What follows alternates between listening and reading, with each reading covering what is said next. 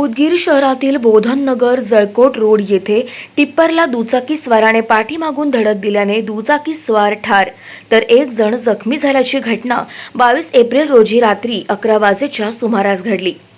सूत्रांकडून मिळालेली माहिती अशी की काशीराम सीताराम पवार वय वर्ष 30 राहणार ब्राह्मणवाडी तांडा नळगीर आणि किरण धर्मा राठोड वय वर्ष 30 राहणार ब्राह्मणवाडी तांडा नळगीर हे त्यांची दुचाकी क्रमांक MH24 BV 7592 या दुचाकीवरून उदगीरकडे येत असताना नंबर प्लेटवर कलर लावून अवैध वाळूची वाहतूक करणारा वाळूने भरलेला टिप्पर बोधननगर जळकोट रोड येथे रस्त्याच्या कडेला थांबला होता। दुचाकी स्वाराने टिप्परला पाठीमागून जोराची धडक दिली।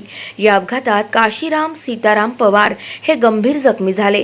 त्यांना उपचारासाठी लातूर येथे पाठवण्यात आले असता त्यांचा वाटेतच मृत्यू झाला। तर किरण धर्मा राठोड यांच्या डोक्याला मार लागल्याने त्यांच्यावर उदगीर येथील सामान्य रुग्णालयात उपचार सुरू आहे।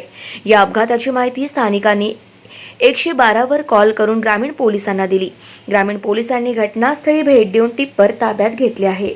गाव माझा न्यूजसाठी सुधाकर नाईक, उदगीर, लातूर।